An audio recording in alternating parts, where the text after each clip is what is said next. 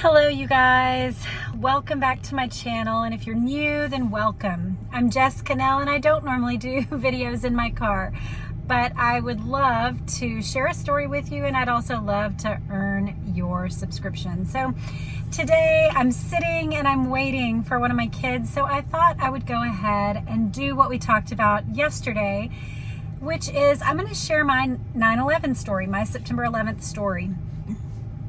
And this story is a little bit unique as far as our lives go because we actually lived in the DC area during this time. We only lived in DC for a little over a year and a half. And we had moved to DC. I had graduated college. My husband had not yet. And because it was the Bush administration, that had just gone into the White House, and because I happened to be from Texas and I had a little bit of political experience, I had worked for the Arkansas legislature as a committee staffer. Through connections, I ended up getting this really cush job in Washington, D.C. I was the associate director of the state of Texas office there, which was called the Office of State Federal Relations at the time. And, you know, the real reason I got the job was because I was a really good writer. One of the things that doesn't show up on this channel, because I do it all through vocals, is that I do love to write. I have written a lot of nonfiction, like blogs and contract work, and I've written a couple of novels. I really love writing. Now, I haven't released my novels, but I have written. And so I was a good writer, and they needed a good writer because back then, what would happen was our office would gather all the information about what was happening politically at the federal level for Texas. And then I would gather articles from our various associates in the office, and they would be like, for example, there would be a guy who was in charge of keeping track of all of the ag happenings on the Hill. And then he would put together a weekly article about, hey, here's what's happening. Here's how this bill could affect this. If you're interested in this subsidy, here's the likely way that could go, all those kinds of things. And so not that I had those expertise, but I had the writing expertise. So I would gather those articles, I would edit them, put them into a format, work with a guy in Austin, and then he would distribute them, print and distribute them to all the people on the Austin legislature and in the Austin government for the state government to know what was going on. So, this was pre-internet. I doubt anyone does a job like this anymore, or if they do, it's all pretty automated and it's online and much easier than what we did back then. But that's what I was hired to do, and I was delighted to do it because I made a good enough salary that we could live, we still lived in a one-bedroom apartment, but I mean, for two college, straight out of college kids, that felt like really thrilling. And it was a great place to get to live as a young couple, like all the free museums and the National Zoo and just all the things that you can do in DC for free were pretty remarkable. And so we lived in Alexandria, Virginia at the end, or at least then, I haven't looked it up, but what was then the end of the yellow line on the metro. And so we lived in a little apartment. We had a dreamy first year and a half of marriage there, basically. But during that time, September 11th happened, and our office, I had an office. We were there. I can look up the address and try to post it. But we were basically 2.5 blocks from the Capitol. So I literally just walked right around the corner, and there was Pennsylvania, I guess is what I think it's Pennsylvania. It's the one that goes right there, but beside from Capitol Hill, or from the Capitol building all the way down towards the White House. And so I worked there, and then my husband was an art major, and so he got a job as a coat clerk at the National Gallery of Art, which was really cool. It was like security / coat clerk, and so sometimes he'd be indoors, sometimes he'd be outdoors, but he was finishing up his art degree, and so that was a really fun place for him to get to work because he could just like wander through the statue garden, for example, or things like that, and just enjoy art while he was getting paid. So it was really fun. And he worked probably like what would be the equivalent of 4 or 5, 6 city blocks maybe away from me. So we would ride the metro in together most of the time. We would occasionally be able to coordinate a lunch, but we just really had a fun time. On 9/11, I was sitting in my office, and we always kept C-SPAN on. And so I had C-SPAN on, or maybe I had CNN on. I don't remember. One of them. And it immediately cut right after the first plane hit. So I guess maybe that would have been CNN, or maybe somebody came in and told me to switch it to CNN. Anyway, but I always had that little TV up in my office. And so I switched it over, and made sure that, we were watching. And right then I just had this gut feeling. It was in the first, say, 60 to 90 seconds of when it had hit. And I just had this gut feeling of like, we in those days, we were slightly aware of like the Al-Qaeda threat. I feel like there was a different name for it back then. Maybe it was before ISIS. I don't know. Maybe we talked about Al-Qaeda, but because we lived where we lived, we had already created like a, hey, if all hell breaks loose, where are we going to meet sort of plan.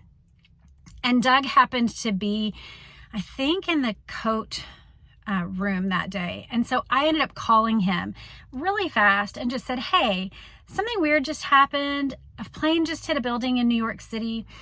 I don't know. I just want to make sure you remember the place that we said we would meet. And he said, yep, I do. And he repeated it to me. And I said, okay, cool. It's probably nothing. I just wanted to do that.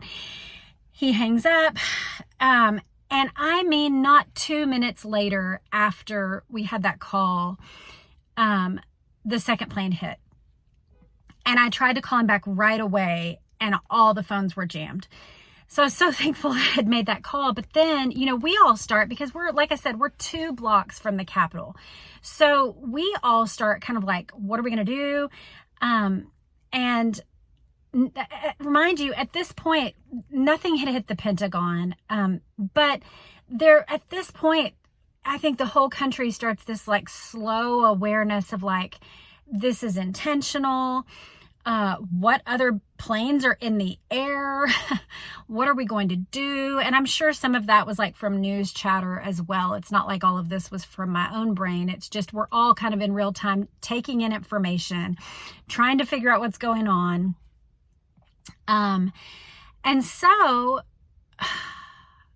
my boss, who lived about 10 or 15 minutes further than we did in Alexandria, but he also lived out in Virginia like we did.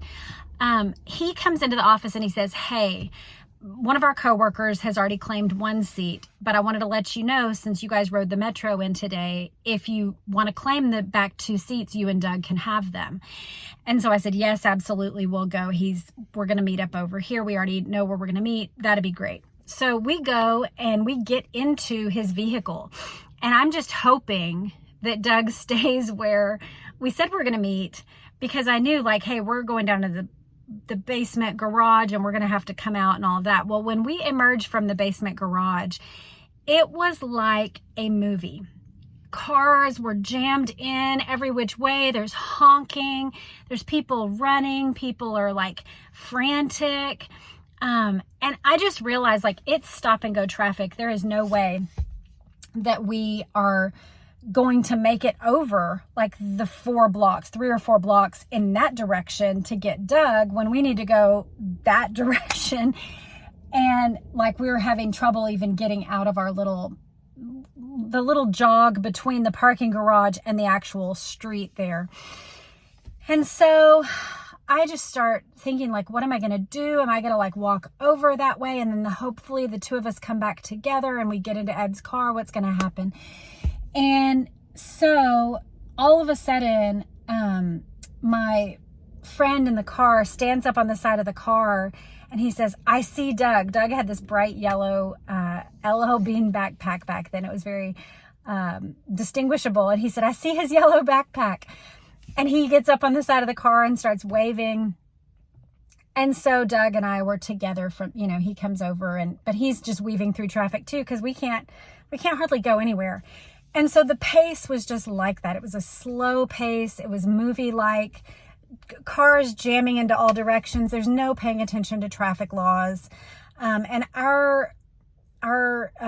my boss decides we're going to go across past the Navy Yards, which normally to get home we would go a different way, but he thought, let's just try to go the most direct way. And so we went across Capitol Hill, right across the mall, and went back across the Navy Yards. And that was the first time in my life that I remember seeing the Marines were out front, and they had their fingers on the triggers of like huge guns. I guess it was, machine guns or AR. I don't know the terminology, but they had their fingers on the trigger. And I just remember like this, everything was sober, everything was intense. But that really was terrifying. And I guess, so I guess by this point too, the other thing that had happened was, so we're listening to the radio, and Doug had heard this huge crash. And I think we had already left the office by the point it happened, but we hear that something has hit the Pentagon. And we're just all kind of freaking out, but we're just in the car. We have no smartphones, of course, at this point. I think Ed and I both had Blackberries, but those were basically useless. It was kind of like a glorified pager, if you remember pagers. Like, the reason our office all had them was so that we could get information back about a particular vote, and then have that information like, hey, get to the Hill, they're about to vote on this thing or whatever. But it would be like a brief message, not even as complicated now as people do in texting. It was just like literally like a pager, but had a little extra features. And so we had those, but that was basically no good. And phone lines were jammed anyway. So we're just hearing stuff on the radio. And as we started to make it out onto the highway there, so we were on the Maryland side of DC at that point. We could see the Pentagon fires going up the whole time. We could see smoke rising. And it was just really a slow, long, sober drive. And it took us 5.5 hours to go what normally took 15 minutes. It took us 5.5 hours to get home. And then once we got home, so like I said, it took a long time. We were in the car. We would occasionally, each one of us would just kind of get out and look, because it was like standstill traffic on the highway. But our metro line went right under the Pentagon. One of our stops was the Pentagon. And so I want to say there was like at least a 2-week period, maybe a little longer, while that our yellow line was inaccessible to us. But the thing I remember most about that day, I guess, besides the initial shock of the moment, was getting back to the apartment and finally getting to watch TV and see the coverage, and seeing Doug's shock when he saw it for the first time. Because he, the whole day, had been imagining tiny holes, like the size of a little prop plane. I mean, even though we were listening to the coverage, I think he still was expecting like tiny little holes, or like they had maybe gone into part of the building or something. But to see them just fly straight into the side was just so shocking. And so, yeah, that's our 9/11 story.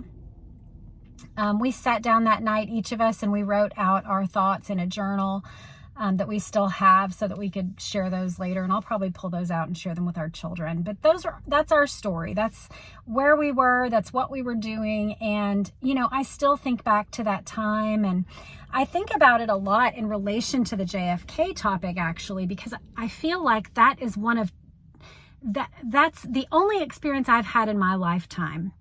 Maybe COVID, I would say maybe COVID. But for me, 9/11 was one of those times when being from Texas, DC was a place that was very cold. People didn't look at each other in the eyes. People didn't say hello. In Texas, everybody's like, how you doing? Howdy, good morning, whatever. You don't get that in DC. Everybody stares at the sidewalk. But I would say for almost a solid month after 9/11, people were very soft with one another, tender toward one another, very kind and empathetic, just gentle in a way that the only other time I've heard people describe feeling like that and reacting like that was after the JFK assassination. So I often think back to how I felt after 9/11, and just like the tenderness, the shock, the fear. It was a national trauma, very similar to that JFK assassination. So that's my story about 9/11. If you want to share your story about 9/11 in the comments, I would love to hear it. But that's what I wanted to share with you today. I hope you have a great day. Of course, when we think about 9/11, we think about all of those who lost their lives on that day. And, you know, my prayers still go out to those families, and condolences to those who lost loved ones. And it's a day that those of us who lived through it will never forget. Hope you have a great day. Take care. Bye.